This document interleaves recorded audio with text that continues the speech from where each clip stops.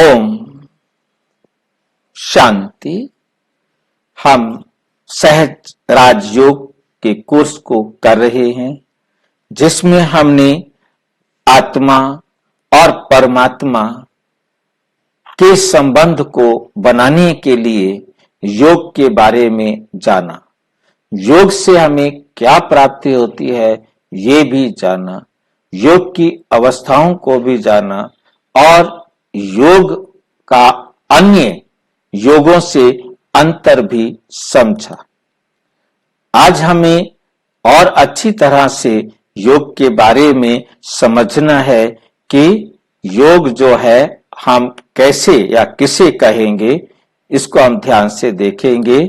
सहज राजयोग आत्मा का परमात्मा से योग है, ये की नोट है, निचोड़ है सारा। सहज राजयोग आत्मा का परमात्मा से योग है, ना कि शरीर का।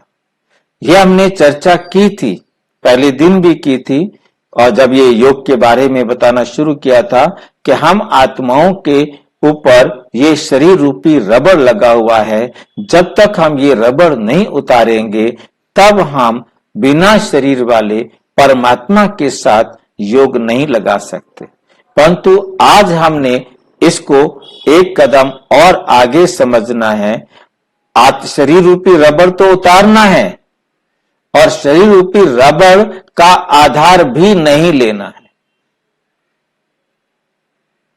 रबड़ तो उतार लेना है, उसका आधार भी नहीं लेना है। यदि हमने शरीर का आधार लिया तो भी हमारा परमात्मा से योग नहीं लगेगा, वो योग नहीं कहलाएगा।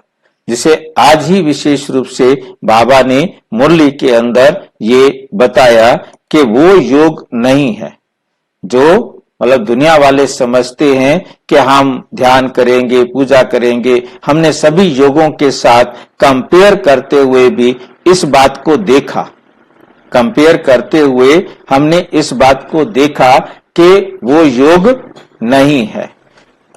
तो उसके लिए हम बहुत ध्यान से समझेंगे। बाबा ने आज हमें समझाया कि देखना, सुनना और बोलना, ये तीनों भी हम योग में प्रयोग नहीं कर सकते। यदि तीनों में से किसी का भी प्रयोग कर रहे हैं, देखना मतलब विजुलाइज करना, यदि हम किसी चित्र को देख रहे हैं, कुछ देख रहे हैं ध्यान लगाने के लिए, तो हमारा वो केवल और केवल हमें यदि उसको देख करके समझ रहे हैं कि हमारा योग लग रहा है, तो समझो कि वो आपका बाबा के साथ योग नहीं है, वो सहज राज योग नहीं है। आरपी ने हाथ खड़ा किया है, आरपी सैनी भाई ने, आरपी सैनी भाई ने हाथ खड़ा किया है, पूछो। आवाज मेरी आ रही है? आरपी सैनी भाई आपने हाथ खड़ा किया है, पूछना है तो पूछो, फिर मैं आगे चलूं। हाँ, मैं ये कह रहा था भाई जी, तो कल अपने शक्तियों की बात करी थी, उसमें विस्तार से संकीर्ण करने वाली और समेटने वाली शक्तियों के बारे में थोड़ा दोबारा बताएं। अच्छा, मैं बता दूंगा इसको मैं बता दूंगा। तो अभी हम देखें, बता देता, अभी थोड़ी देर में बता देता हूं। तो इसको, ये जो टॉपिक हमारा चला है कि हमने शरीर का प्रयोग नहीं करना, हमने आत्मा समझकर आत्मिक स्थिति में स्थित होकर बाबा से, परमात्मा से कनेक्शन करना है। ये कैसे कनेक्शन करना है? संकल्प के द्वारा, केवल और केवल संकल्प से हमने परमात्मा से संबंध जोड़ना है। इन आंखों से देखकर परमात्मा से संबंध नहीं जोड़ना है। आंखों से देखेंगे तो हम चित्र के साथ संबंध जोड़ेंगे, जबकि हमने संबंध जोड़ना है विचित्र के साथ, जिसके चित्र को हम बना नहीं सकते, हमने उसके साथ संबंध जोड़ना है। तो उसके लिए भी हमें बहुत अच्छी तरह से समझना है। नयों को हम देते हैं आधार कि वो नए जो भाई बहन हैं वो किसी चित्र को देख करके समझे कि हम परमात्मा को याद कर रहे हैं, परंतु प्रैक्टिकल बात हमें बहुत अच्छी तरह से समझनी है कि हमने उस विचित्र परमात्मा को याद करना है जिसका कोई चित्र हम बना नहीं सकते। ये लाइन याद रखनी है, हम बना नहीं सकते। उस विचित्र परमात्मा को हमने याद करना है संकल्पों के द्वारा। जो ज्ञान हमें परमात्मा ने दिया है, जो तीसरा नेत्र हमें परमात्मा ने दिया है, जो समझ हमें परमात्मा ने दी है, जो साक्षात्कार, समझ का अर्थ है साक्षात्कार, जो परमात्मा ने हमें कराया है, उसके आधार से संकल्पों के द्वारा हमने अपने आप को दिन प्रतिदिन हर सेकंड सुधारना है, इंप्रूव करना है, अपने आप को आगे बढ़ाना है। ये है हम आत्मा का परमात्मा के साथ संबंध। यदि हम आंखों से देख रहे हैं या हम कल्पना कर रहे हैं, कल्पना में आता है विजुअलाइजेशन करना, कल्पना करना। तो कल्पना को कई लोग कह देते हैं कि ये साकार याद करना है, परंतु दुनिया वाले काम के लिए कहते कल्पना नहीं होती है। हम जरा मैं इसको आपको जरा क्लियर कर दूं, मन में जो दूसरे आपके साथ तर्क करेंगे उस तर्क वितर्क को हम चर्चा में मैं ले रहा हूं इसके अंदर। जैसे क्या होता है कि कोई कहते हैं जी कल्पना नहीं होती, तुम हमें पागल मत बनाओ। जैसे मैं आपको आइंस्टाइन का एग्जांपल दे रहा हूं। आइंस्टाइन एक बार स्टेशन पर खड़े हुए थे और उनके गाड़ी निकल गई थी। उनके मित्र ने कहा कि आज तो आप बोर हो रहे होंगे, गाड़ी चली गई। तो बोले नहीं, I am in the lab. वो स्टेशन पर खड़े हुए कहते हैं मैं लैब में हूं। कैसे लैब में हूं? क्योंकि अभी भी उनकी बुद्धि में चल रहा है कि मुझे क्या क्या वहां जाकर करना है, क्या करूंगा तो क्या होगा, क्या करूंगा तो क्या होगा। अब वो उसको विजुलाइज कर रहा है। ऐसे आप भी करते हो, हम भी करते हैं, सभी करते हैं। इसको कहा जाता है विजुलाइजेशन। कहते हैं ये कल्पना नहीं है, राइट है, ये कल्पना नहीं है, ये विजुलाइजेशन है, ठीक है नहीं।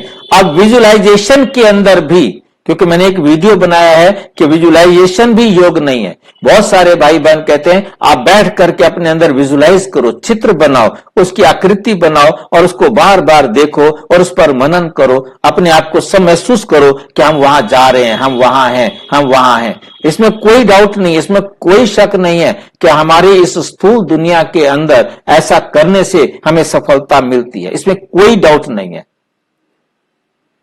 इस बात को बहुत ध्यान से समझना है। जो प्रैक्टिकल बात है वो मैं आपके साथ बिल्कुल क्लियर समझाने का प्रयास कर रहा हूं कि बहुत ध्यान से समझना है कि इसमें कोई डाउट नहीं है। जैसे इसके लिए बहुत सारे एग्जाम्पल दिए जाते हैं, परंतु मैं सिर्फ एक दो एग्जाम्पल दे करके मैं आगे चलूंगा इस पर। जैसे एक व्यक्ति को कहा गया कि भी है ना, हम तुम्हें जो है ना सांप से कटवाएंगे, उसको है ना मौत डिक्लेयर कर दी गई कि भी ना ये मरेगा, अब तो इसको फांसी से मौत होनी है। तो उसको कहा गया कि तेरे को मौत हम ऐसे देंगे कि तेरे को हम सांप से ही कटवाएंगे, वो इतना जहरीला सांप होगा कि काटते ही तू मर जाएगा। और उन्होंने उसको सांप से नहीं कटवाया, सिर्फ उन्होंने 2 सुइयां चुबो दी कि डबल दांत वाला वो सांप है। 2 सुइयां चुबोई और उसने समझ लिया कि मुझे सांप ने काट लिया और वो मर गया। और उसको पाया गया तो उसके अंदर वो जहर मिला जो सांप में होता है। वो जहर कहां से आया? उसने थॉट से ही क्रिएट किया कि मेरे को अब वो जहर चल रहा है और मैं अब बच नहीं सकता, मेरी मौत निश्चित है। इसी प्रकार ब्लड लेने वाले का भी दिखाते हैं कि एक का ब्लड निकाला गया, उसको कहा कि इसका तो ब्लड निकल नहीं रहा, और जिसका ब्लड निकाला नहीं गया उसको कहा इसका तो बहुत ब्लड है, और जिसका कहा कि बहुत ब्लड निकाला है वो बेचारा ऐसे उठ रहा था जैसे कि उसको निचोड़ रखा हो सारा का सारा। इसी प्रकार से विजुअलाइजेशन करने से बीमारियां भी ठीक हो जाती हैं। तो विजुअलाइजेशन करने के लिए भी बहुत सारे किस्से हैं। उनको कहा जाता है कि भी उनको ऐसे दृश्य दिखाए जाते हैं और जिस दृश्य से वो आकर्षित हो जाता है। एक फिल्म के अंदर देखा कि काफी टाइम से मतलब बेड रिडन था और उसमें वो जो डॉक्टर है कहता है ये जो है ना इसका सब कुछ ठीक है परंतु ये बेड रिडन क्यों है, क्यों नहीं उठ खड़ा हो पा रहा है। उसको बहुत कहा खड़े हो, परंतु एक दिन डॉक्टर जो है ना उसकी खिड़की के पास आकर खड़ा होकर के ना बाहर की तरफ देखते हुए कहता है, वाह क्या वंडरफुल नजारा है, स्वर्ग है ये तो, इतनी सुंदर दुनिया, क्या कमाल है। पर इतना सारा सुंदर वर्णन करता है। जैसे ही डॉक्टर जाता है तो उसके अंदर वो ललक इतनी उठ चुकी थी कि वो अपने आप को उठाता है और वो गिर पड़ता है, फिर खड़ा होकर के घिसल करके खिड़की के पास जाता है और खड़ा कर देखता है बाहर कुछ भी नहीं था। मतलब परंतु वो खड़ा हो गया। मतलब कहने का है कि विजुअलाइजेशन से उसको फिल्म दिखाई, मतलब उसको एक आइडिया दिया और उस आइडिया से वो इतना प्रभावित हो गया कि उसने कहा कि मुझे वो जाकर के देखना है, मेरी खिड़की के पास इतना सुंदर नजारा है। मतलब जिसके कारण वो क्या हो गया, ठीक हो गया। इसमें कितना सच होगा कितना झूठ होगा वो मैं नहीं कह रहा हूं, फिल्म है या कुछ भी है, कहीं पर हम तर्क भी करते हैं।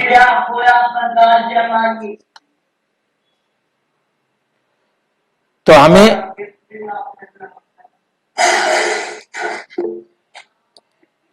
हमें बहुत अच्छी तरह से समझना है। हिमानी आपने हाथ उठाया, बोलो क्या बात है। भाई जी जैसे विजुअलाइजेशन से फिर हमारे में सुधार तो नहीं ना हुआ कोई, जैसे बाबा की पढ़ाई में? नहीं, मतलब उस विजुअलाइजेशन से मतलब बहुत सारी बुक्स लिखी गई हैं, बहुत सारे रिसर्च किए गए हैं और ये पाया गया है कि हमारा शरीर ठीक हो जाता है, हमारी बीमारियां ठीक हो जाती हैं, हम अपने जीवन में कामयाब हो जाते हैं। मतलब यहां तक कि मतलब बहुत बड़े काम जितने भी रिसर्चेस होते हैं उनके अंदर भी विजुअलाइजेशन ही काम करता है, विजुअलाइजेशन ही काम करता है। क्योंकि बुद्धि में बैठकर सोचता है ऐसे करूंगा तो ये होगा, ऐसे करूंगा तो ये होगा, वो अपनी बुद्धि के अंदर इमेज बनाता जाता है और वो जो इमेज है बनाते बनाते वो इतना पक्का हो जाता है कि वो उस काम को कर लेता है। आप यदि कोई नई जो है ना डिश बनाते हैं उसके लिए भी विजुअलाइजेशन करते हो, आप ये करूंगा तो ये होगा, इसको मिलाऊंगा, ऐसे मिलाऊंगा, ऐसे करूंगा, ये ठीक डिश बन जाएगी, अच्छी बन जाएगी। मतलब आप अपने फार्मूले फिट करते हो और एक नई डिश की इजाद करते हो, ये भी विजुअलाइजेशन से होता है। नई चीजें जितनी बनती है विजुअलाइजेशन, परंतु ये आज हम इसको अलग कर रहे हैं, ये स्थूल दुनिया में सफलता दिलाएंगे परंतु उस सूक्ष्म दुनिया में उसका कोई मतलब नहीं है, उसका कोई मतलब नहीं है।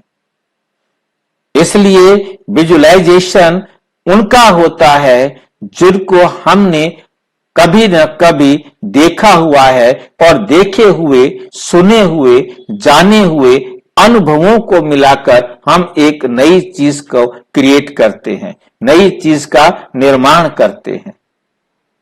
परंतु परमात्मा से हमने स्वयं को सुधारना है, केवल वो संकल्पों के आधार पर अपनी कमियों को चेक करना है और उसे चेंज करना है। उसके लिए कोई भी स्थूल विजुअलाइजेशन की जरूरत नहीं। ना तो हमने कहीं परमधाम तारों की दुनिया में जाना है, ना हमको कहीं सुखधाम के बारे में कल्पना करनी है कि वहां सोने के महल, सोने के महल होंगे, अब हमारे किस काम के। अब हमें पहले सुधरेंगे तो सोने के महलों को देखेंगे।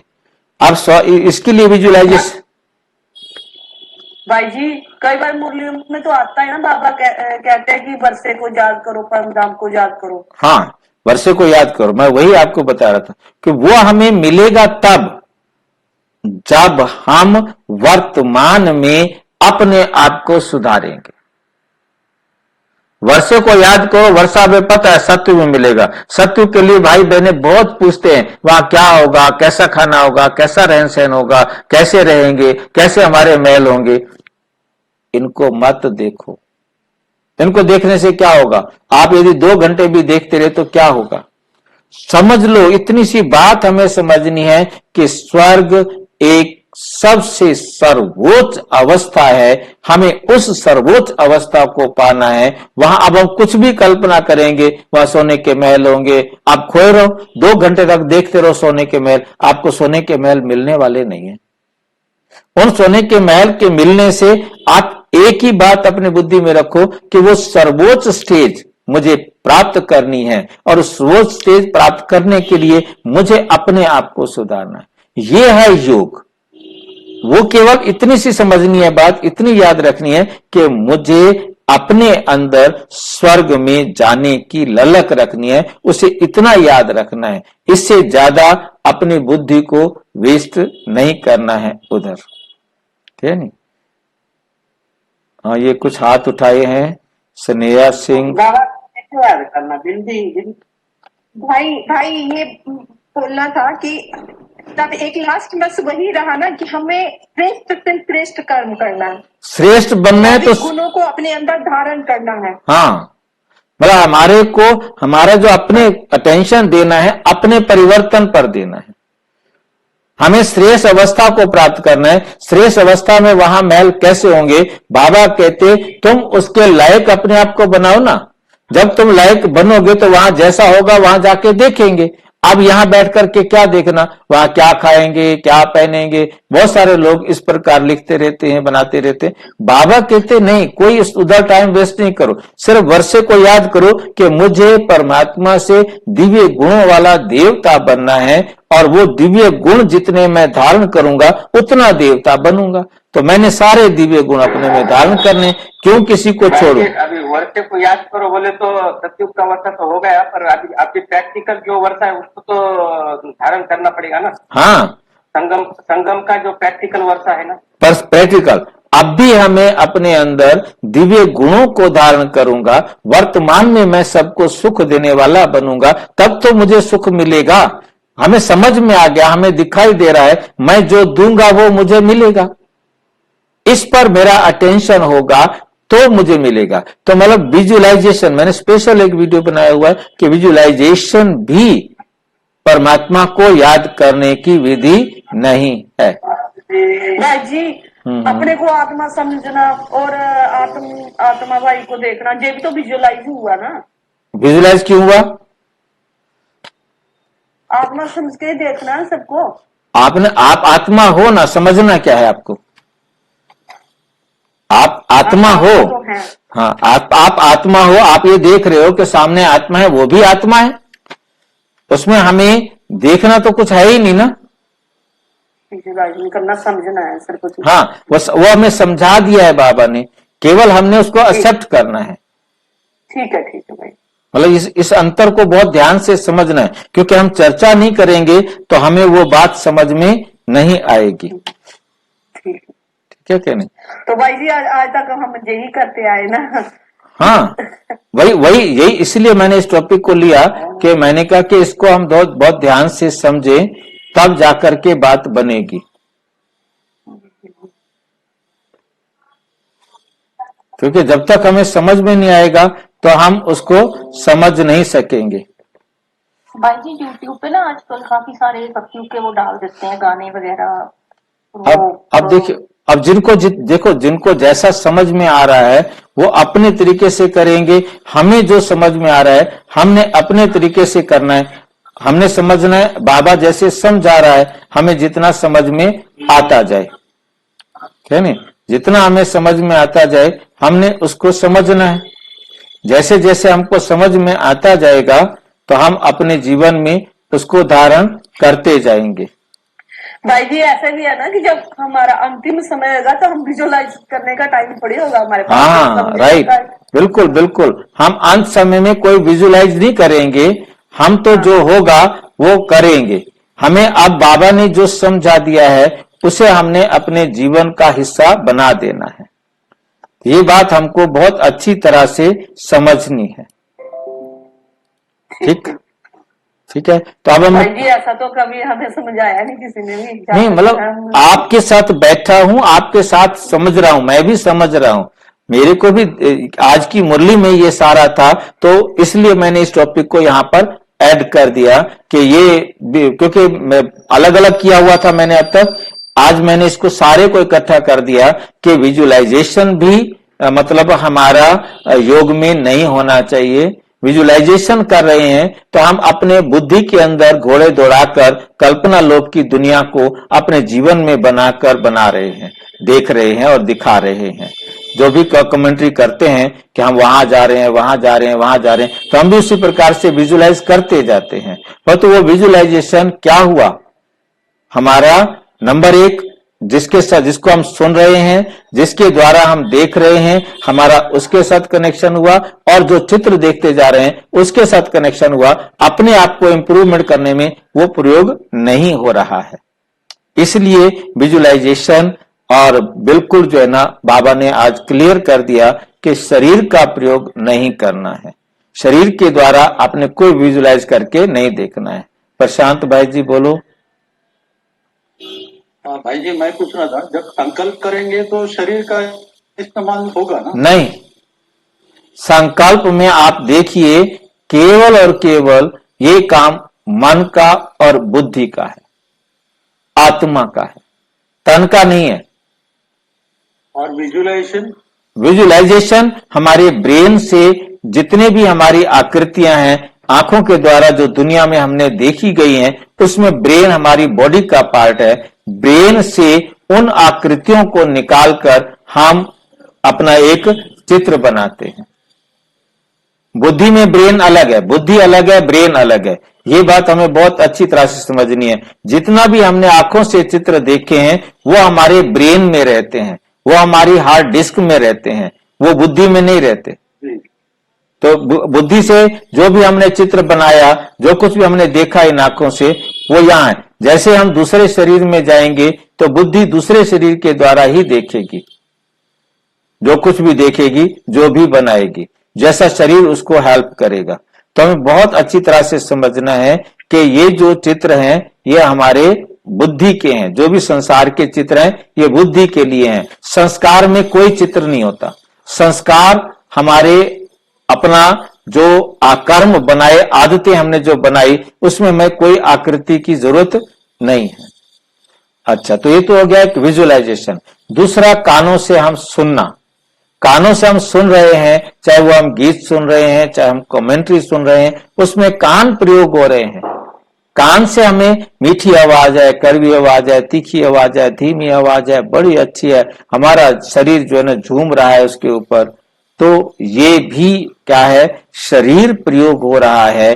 तो ये भी बाबा के साथ कनेक्शन नहीं, क्योंकि ये कनेक्शन बाबा के साथ है, मतलब हमारी बुद्धि भी बाबा के साथ जुड़ रही है, परंतु बुद्धि अभी केवल रिसीव कर रही है।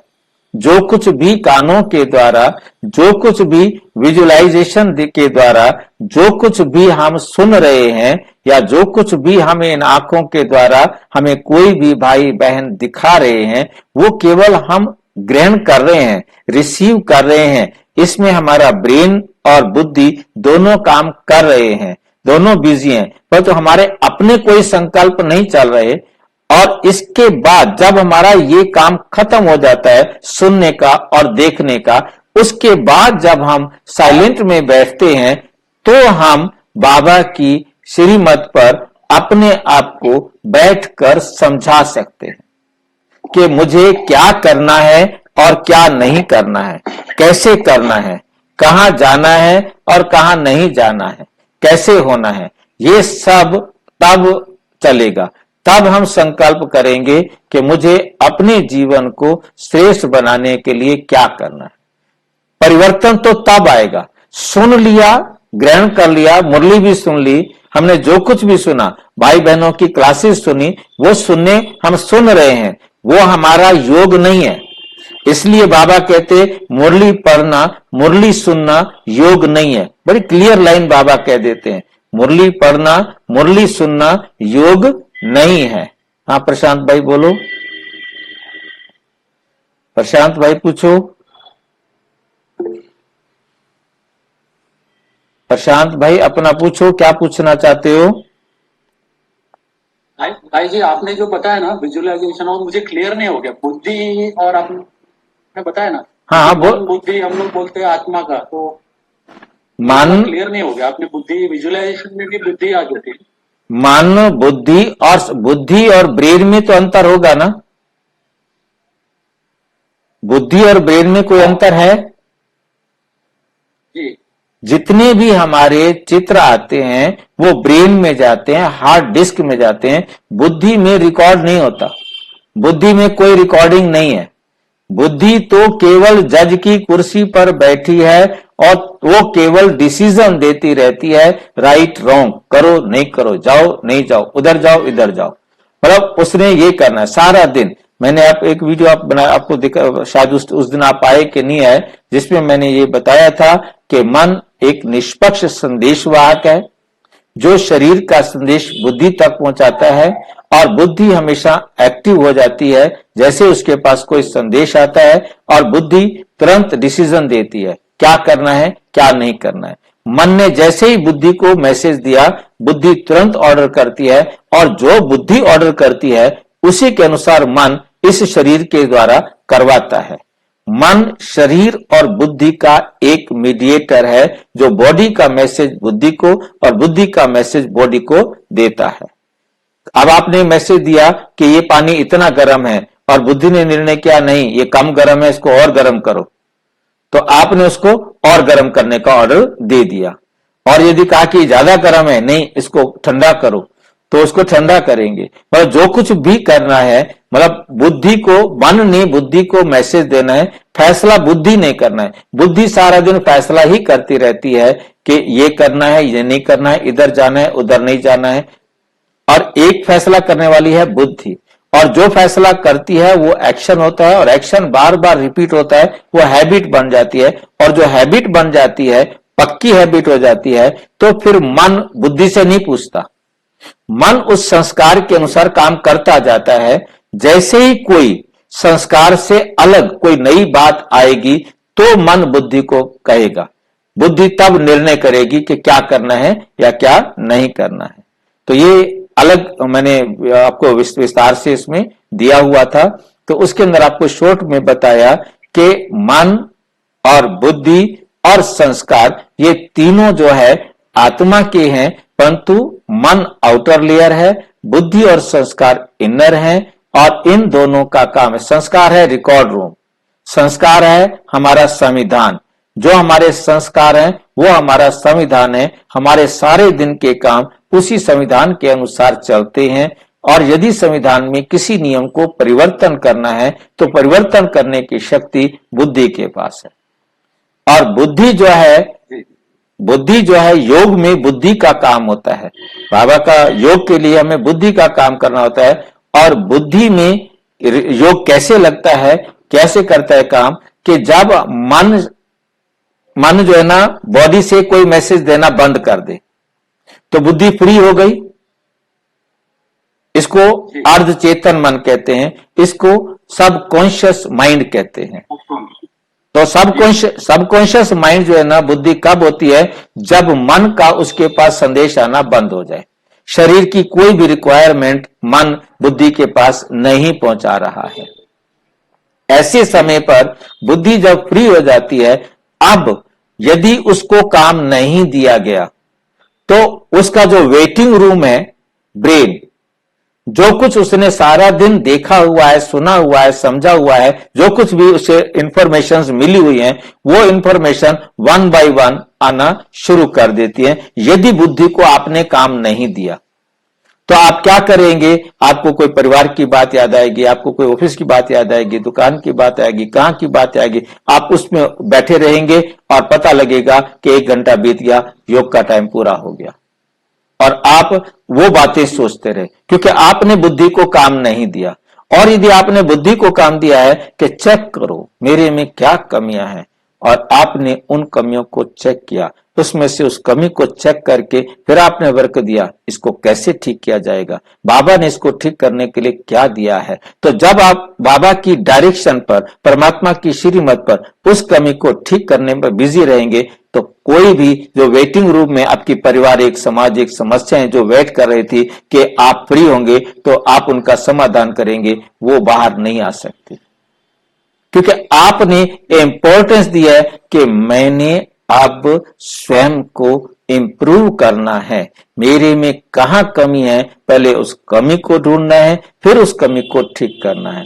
बाबा ने आज भी मुरली में स्पष्ट किया कि यदि कल था कब भी था, हमें अच्छी तरह समझ लेना, बाबा कहते यदि आप केवल चेक करते हैं और उसे चेंज नहीं करते, चेक करते हो परंतु चेंज नहीं करते हो, तो आप डिप्रेशन में चले जाएंगे, दिल शिकस्त हो जाएंगे, मैं नहीं सुधर सकता, मेरे को कोई, मेरा भाग्य में नहीं है, मेरा पार्ट ही ऐसा है। आप सुधार नहीं पाएंगे, आप सुधर नहीं पाएंगे और आप डिप्रेशन में चले जाएंगे। मीन्स सुधरने वाला रास्ता भी आपने क्या कर दिया, बंद कर दिया। परंतु आपने चेक किया और उसको चेंज किया तो आपके अंदर उमंग उत्साह बढ़ जाएगा, आपकी शक्ति बढ़ जाएगी। आप अगले दिन फिर बैठेंगे, फिर कुछ और चेंज करेंगे, अगले दिन फिर बैठेंगे, फिर कुछ और चेंज करेंगे। और इसी को कहा जाता है चढ़ती कला, इसी को कहा जाता है याद की यात्रा। अब इसके लिए हमें उसको चेंज करने के लिए बाबा से प्राप्त ज्ञान जो हमारे पास है उसके आधार पर हमने बिजी कर दिया है और हम इसको चेंज करते रहेंगे। और यदि आज हमने चेंज नहीं किया फिर कभी चेंज नहीं करेंगे, कभी अपने आप को सुधार नहीं सकेंगे, क्योंकि बाबा की लाइन भी टफ है कि अभी नहीं तो कभी नहीं।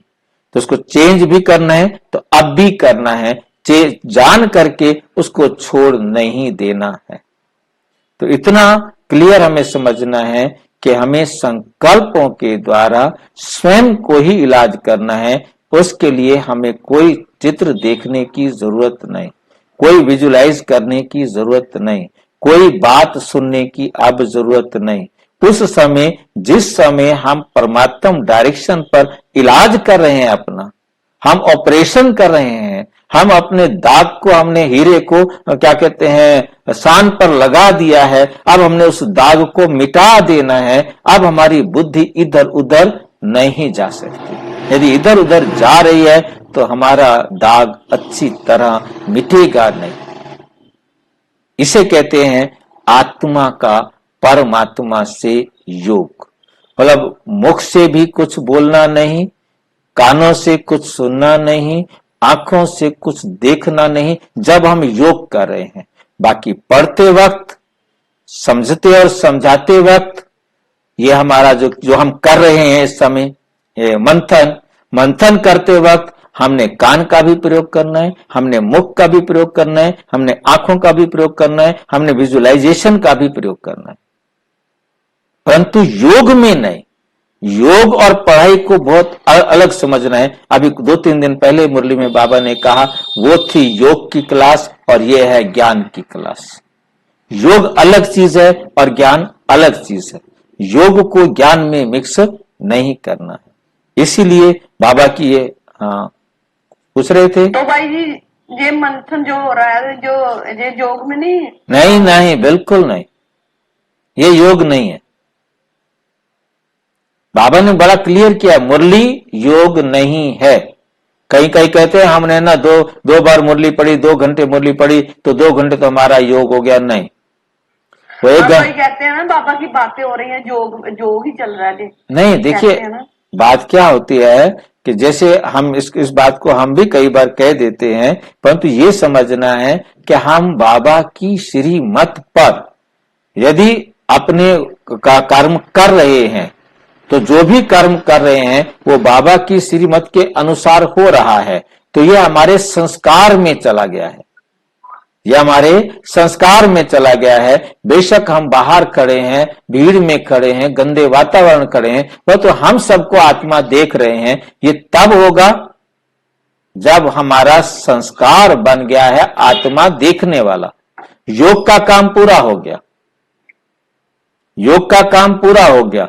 अब ना बुद्धि की जरूरत है ना संस्कार की जरूरत है। अब मन अब ऑटोमेटिक वही देखेगा, आत्मा देखेगा। जैसे बाबा ने अपना संस्कार बना लिया, बाबा कहता है मैं तो तुम आत्माओं को ही देखता हूं, मैं तो तुम्हारे शरीरों को देखता ही नहीं हूं।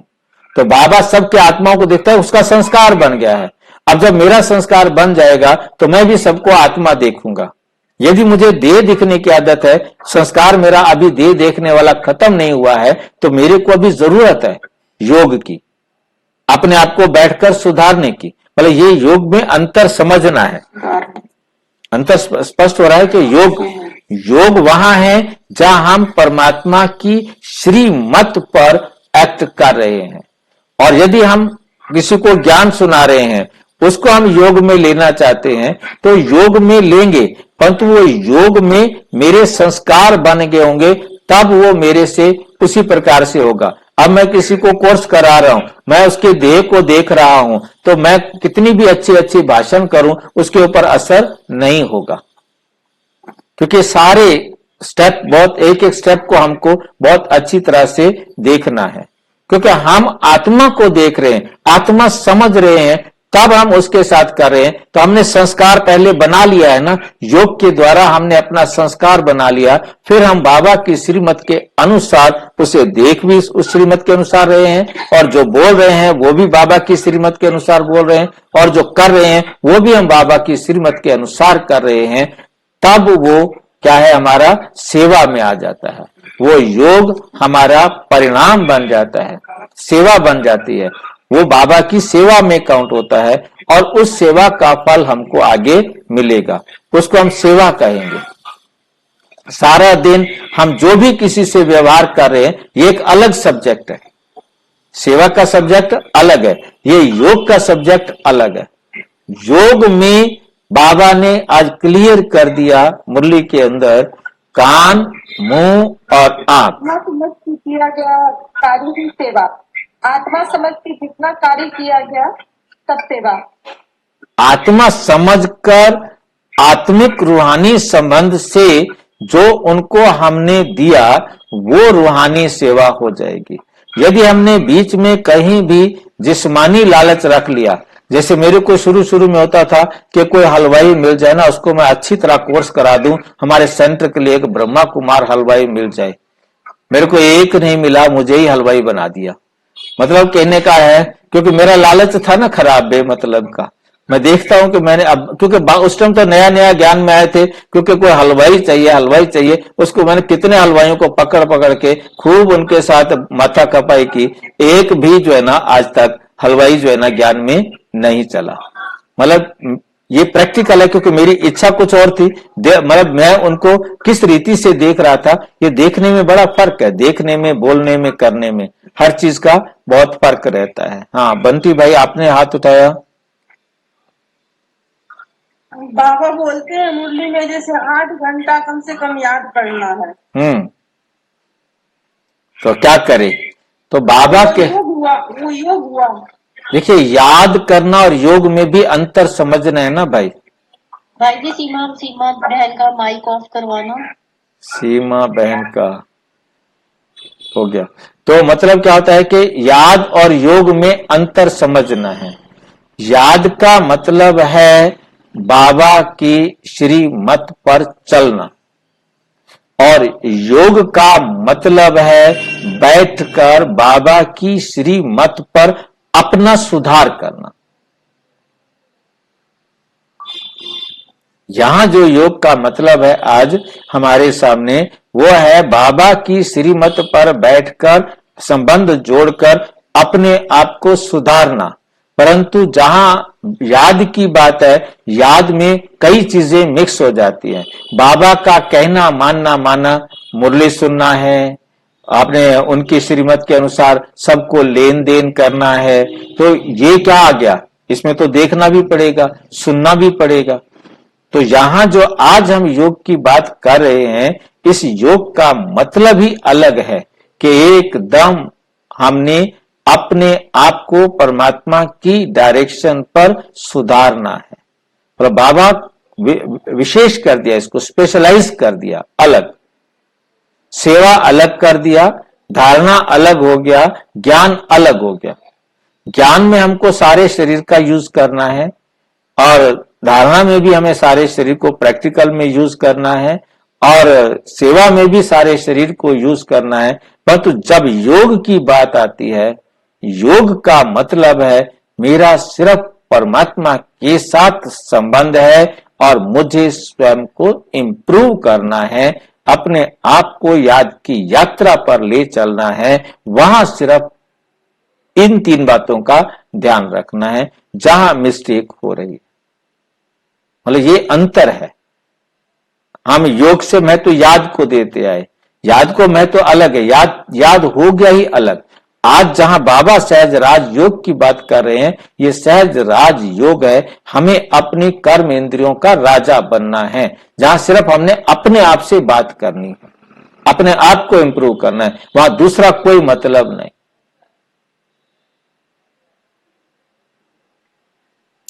क्योंकि आप यदि है ना सभी आत्माओं के साथ बड़ा रूहानी भाई बहन की तरह, भाई की तरह भी, बहन की तरह भी आप लेन देन कर रहे हो, तो भी मतलब वो श्रीमत है, बाबा की श्रीमत है, वो श्रीमत के अनुसार आप काम कर रहे हो।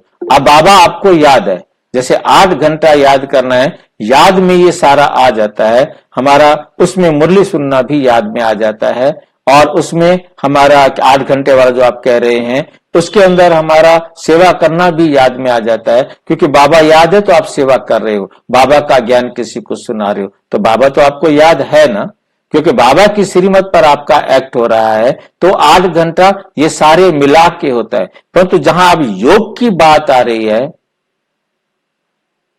इस योग में एकदम बाबा ने तीनों को हटा दिया है, मुख को भी, आंख को भी, कान को भी, तीनों को हटा दिया है। जो इनटेक कर सकते हैं, जहां से एंट्री हो सकती है, वो दरवाजे ही बंद कर दिए हैं, किसी और को एंट्री ही नहीं है, सिर्फ एक बाबा और आप आत्मा, और वहां फिर कोई आवाज नहीं। इसलिए बाबा ने कहा कि आपको कहां ले जा रहा हूं, वानप्रस्थ अवस्था में। मैं आपको कहां लेके जा रहा हूं, वानप्रस्थ अवस्था में लेके जा रहा हूं। ये वंडरफुल जो है ना, ये रहस्य हमें अपनी बुद्धि को समझाना है, तभी हम अपने को। हाँ जी भाविका बोलो भाई। तो भाई जी योग फिर कैसे लगाएं, कैसे करेंगे योग, तो सही ढंग क्या है? भाई इतनी देर तक तो बताया, मैं सारा दोबारा रिपीट करूं, इस वीडियो को दोबारा से देख लेना। योग का मतलब है मेरे को अपने आप को सुधारना है, अपने आप को श्रेष्ठ बनाना है, और श्रेष्ठ बनाने के लिए कोई गाना सुनने की जरूरत नहीं, कोई कमेंट्री सुनने की जरूरत नहीं, कोई विजुअलाइजेशन की जरूरत नहीं। मुझे स्वयं को बैठकर सुधारना है, समझाना है बैठकर अपने आप को। जब किसी चीज को नहीं सुनते, नहीं देखते, नहीं बोलते, तो जब शांत हम बैठते हैं ना, तो अपने पीछे की बातें याद आती है कि हमने क्या किया सुबह से। रात में जब सामने बैठते हैं तो सुबह से क्या किया वो याद आती है। फिर या तो वो गलतियां होती है या अच्छे कर्म होते हैं।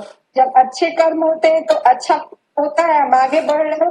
और अगर कोई गलती हो जाती है तो फिर उसको देखते हैं कि बाबा की श्रीमत पे हमने कहाँ गलती की, फिर उसके बाबा की श्रीमत के अकॉर्डिंग उसको करने की कोशिश करते हैं। ये है योग। तो ये योग हो गया। आप बाबा की श्रीमत पर बैठकर चेक करें, क्योंकि यदि आपने बुद्धि को काम नहीं दिया, क्योंकि मैक्सिमम सबसे बड़ी गलती क्या होती है कि हम उस समय बुद्धि को काम नहीं देते, संकल्पों को काम नहीं देते, हम बैठ जाते हैं। अब ऐसे समय पर होता क्या है कि परिवार की, मैंने जैसे बताया, परिवार की, घर की, इधर की, उधर की बहुत सारी बातें, जिनको आपने काम व्यस्त होने के कारण बाद में करेंगे, बाद में सोचेंगे, इस प्रकार से रखा हुआ था, वो रुके हुए थे। और अब देखा कि अब ये खाली हो गया है, अब इस पास कुछ काम करने के लिए नहीं है, तो 1 बाय 1 वो आना शुरू कर देते हैं। अब यदि आपने उनको एंट्री कर दी और वो आपके पास आ गए, आपने एक बात पर आधा घंटा लगाया, दूसरी बात पर 10 मिनट लगाया, तीसरी बात पर 15 मिनट लगाए, आपने आधा घंटा, 1 घंटा, 2 घंटा, जितना भी आपने सोचा मैं योग में बैठा हूं, परंतु आप योग में नहीं बैठे थे, आप केवल इधर उधर की समस्याओं का समाधान कर रहे थे। अब वो भी समाधान बाबा की श्रीमत पर कर रहे थे या मन मत पर कर रहे थे, वो भी आपका अपना पार्ट है। यदि आप श्रीमत पर भी कर रहे थे तो भी वो आपका क्या हो जाएगा, योग हो जाएगा कि आपने बैठकर श्रीमत के आधार पर अपने जीवन की समस्याओं का समाधान कर दिया। उसमें भी संकल्पों की जरूरत है, उसमें कोई विजुअलाइज करने की जरूरत नहीं है। अपने आप को गाइड कर देना है कि ये बात आई है, ये बात मैं इस प्रकार से ठीक करूं, बाबा की श्रीमत से बिल्कुल ठीक रहेगा। घाटा होगा कोई बात नहीं, कोई नुकसान भी हो जाएगा तो भी कोई बात नहीं, परंतु बाबा की श्रीमत है कि इस काम को ऐसे करना है तो ऐसे ही करना है, उसमें मन मत मिक्स नहीं करना है। मन मत मिक्स कर देंगे तो आप फिर करेंगे ही मन मत के अनुसार, फिर वो गलत हो जाएगा। उस समय क्षणिक तो फायदा दिखाई देगा कि मेरे झूठ बोलने से फायदा ज्यादा होगा, सच बोलूंगा तो घाटा हो जाएगा, परंतु बाबा कहते तुम सच बोलो, घाटा होता है तो कोई बात नहीं, हिसाब बराबर हुआ। तो मतलब कहने का है कि योग का मतलब है स्वयं को, स्वयं की समस्याओं को विघ्न विनाशक बनना, अपने आप को आगे की तरफ बढ़ाना। ये जो योग है इसके लिए हमें कुछ भी करने की जरूरत नहीं। कमेंट्री, गीत और बाकी जैसे बहन ने पूछा था आज सवेरे, आज ही पूछा था या कल पूछा था कि फिर गीत क्यों बजाए जाते हैं, बाबा ने क्यों कहा गीत रखने के लिए। ये केवल और केवल बुद्धि को इधर उधर से हटाकर अपने काम की तरफ ले जाने के लिए, अपनी बुद्धि को डायरेक्शन देने के लिए ये गीत मुरली, बाबा कहते हैं आपको गीत या मुरली पढ़ो। मुरली पढ़ेंगे तो आपकी बुद्धि में आएगा कि मुझे बैठ करके अब अपने आप को चेक करना चाहिए, चेंज करना चाहिए। तो चेक एंड चेंज पर आप अटेंशन देंगे और निश्चित रूप से आपको सफलता फिर मिलेगी। फिर सफलता को कोई रोक सकता नहीं। और कोई प्रश्न है तो देखो, कोई बात अस्पष्ट लगती है तो पूछो।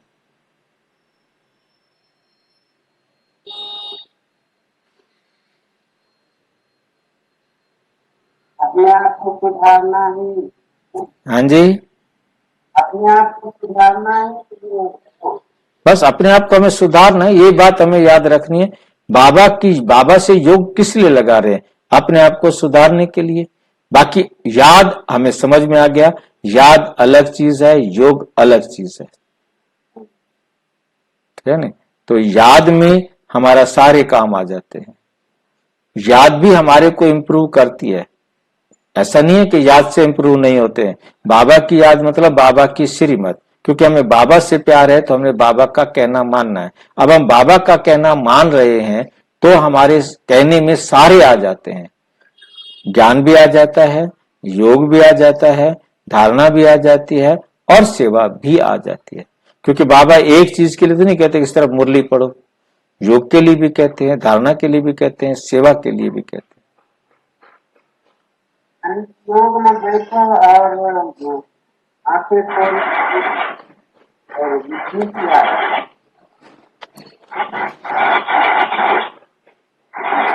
भाविका भाई आपकी आवाज बहुत आ रही है, तो हमें बहुत अच्छी तरह से क्लियर हुआ। मैं समझता हूं कि किसी को कोई डाउट नहीं रहा है, तो हम इस सब्जेक्ट को यहीं पर ही पूरा करते हैं, क्योंकि दूसरा कोई भी विषय हम लेंगे तो वो लंबा हो जाएगा। तो आज हम इस विषय को यहीं पर रोकते हैं, ठीक है। और अच्छी तरह से हमें समझना हो तो प्रजापिता ब्रह्मा कुमारीज ईश्वरीय विश्वविद्यालय के किसी भी सेवा केंद्र पर संपर्क करें, और यदि कोई प्रश्न हो तो 9213106986 पर केवल टेलीग्राम करें, 9650692270 पर केवल व्हाट्सएप करें, फोन नहीं। ओम शांति।